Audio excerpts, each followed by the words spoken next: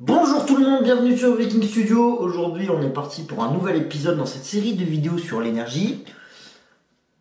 Pour en reprendre, nous avions vu que le solaire et l'éolien ensemble, c'était pas suffisant à cause de l'intermittence, ce qui fait qu'en fait régulièrement vous auriez des blackouts sur votre réseau électrique. Oui, mais avec le smart grid, ça serait pas le cas.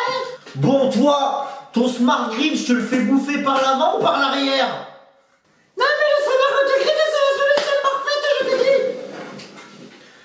Mais ferme bien ta gueule!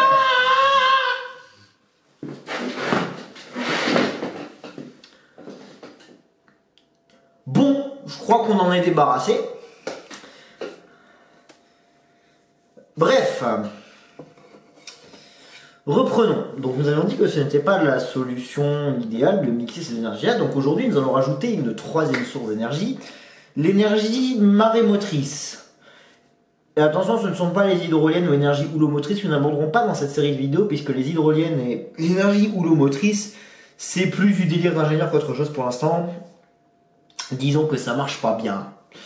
Quoique l'énergie marémotrice, vous allez voir que c'est un délire d'ingénieur qu'on a essayé d'appliquer et qu'on a vite laissé tomber vu que c'est de la merde.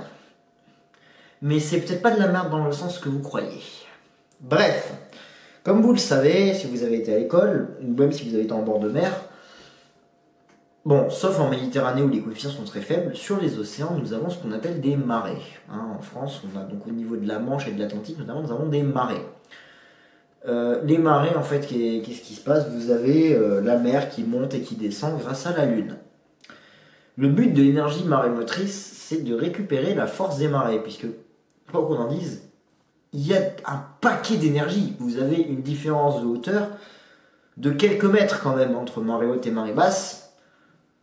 Donc si vous mettez une retenue d'eau pour retenir l'eau à la fin de la marée haute et que vous la faites descendre à ce moment-là, et que vous la faites descendre à marée basse, vous récupérez un paquet d'énergie, juste en fait en retenant l'eau et en attendant qu'il y en ait beaucoup pour la relâcher.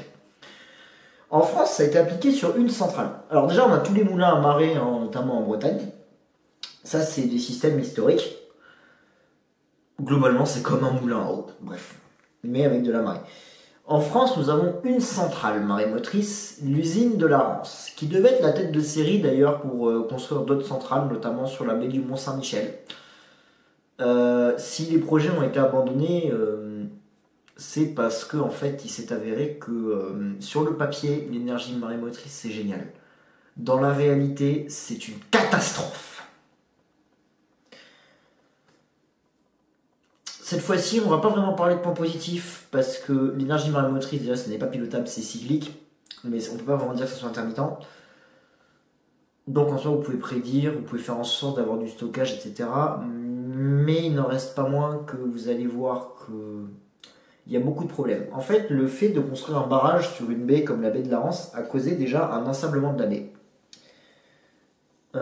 Ça, déjà, c'est pas ouf.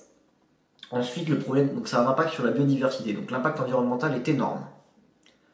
Mais il y a un autre phénomène qui est apparu, qui est que l'ouvrage de barrage qui permet de faire fonctionner la centrale occasionne une réduction du changement de niveau de la mer. Vous savez, la hauteur gagnée perdue à chaque marée, eh bien, elle est moindre et la hauteur exploitable est très faible. Ce qui fait que ça produit moins que prévu. Donc en fait, sur le papier, c'est quelque chose de très bien. C'est là qu'on voit, en fait, ça illustre très bien un point qu'on va beaucoup aborder dans cette série de vidéos, surtout quand on va parler des réseaux électriques, quand on commence à construire vraiment notre mix. Vous avez la théorie et vous avez la pratique. La théorie, elle dit que l'énergie marémotrice, c'est quelque chose, c'est turfu. La pratique, elle dit que c'est une catastrophe environnementale et que c'est un échec technique. Alors peut-être qu'aujourd'hui, si on s'y remettait, on pourrait résoudre des problèmes. Mais personnellement, j'en doute. Dites-vous bien que pourtant on produit beaucoup avec l'échec technique qu'on a fait. L'usine de la Rance produit de pas mal d'énergie. Dites-vous bien que si on a laissé tomber, c'est que c'est vraiment une solution qui en fait ne marche pas. Ça a été expérimenté. Ça a été abandonné.